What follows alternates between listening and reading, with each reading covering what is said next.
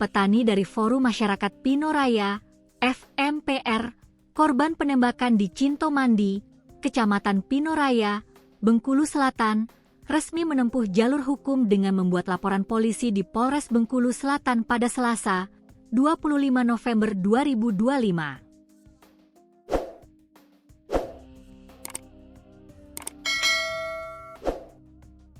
Laporan diajukan setelah insiden penembakan terjadi pada Senin, 24 November 2025, sekitar pukul 13 waktu Indonesia Barat.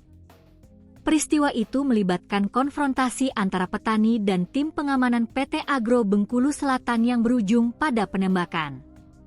Sebanyak 5 petani terkena tembakan. Mereka adalah BS, SN, S, dan LN.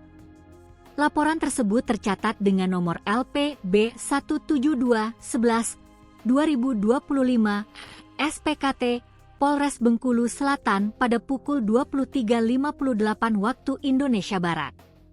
Laporan berfokus pada dugaan tindak pidana penganiayaan berat, pasal 351 KUHP, serta dugaan tindak pidana menguasai dan menggunakan senjata api tanpa hak, pasal 1 ayat 1 UU Darurat RI nomor 12 tahun 1951. Terduga pelaku diidentifikasi sebagai alias R, 39, karyawan PT ABS.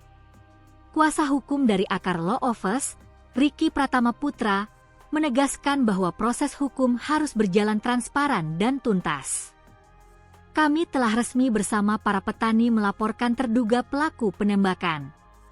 Kami berharap proses ini segera berjalan dan diusut secara tuntas dan adil bagi korban, ujar Ricky dalam rilis yang dikirim ke kompas.com, Kamis, 27 November 2025. FMPR, tim kuasa hukum, dan Walhi Bengkulu mendesak Kapolres Bengkulu Selatan menindaklanjuti laporan, melakukan penyelidikan menyeluruh, dan memproses hukum terduga pelaku sesuai aturan, termasuk mengusut asal kepemilikan senjata api. Ada 5 kuasa hukum yang mendampingi korban, yakni Ricky Pratama Putra, Hadi Pratama, Hangko, Yesi Oktriani, dan Puji Hendri Julitasari. Sebelumnya, Manajer Kebun PT Agro Bengkulu Selatan, Suri Bakti Damanik, menyatakan perusahaan tidak mengetahui bahwa salah satu karyawannya membawa pistol. Kami sama sekali tidak mengetahui ada karyawan saya yang membawa senjata api.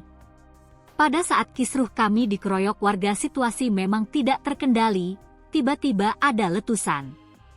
Saya bingung saat itu, siapa yang membawa pistol karena sepengetahuan saya, tidak ada anggota saya punya dan bawa pistol, ujarnya. Ia menambahkan bahwa selama ini perusahaan tidak pernah menyediakan senjata api untuk karyawan.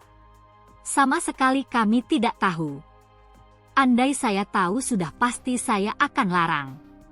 Tidak pernah ada perusahaan menyediakan pistol untuk karyawan bertugas, katanya.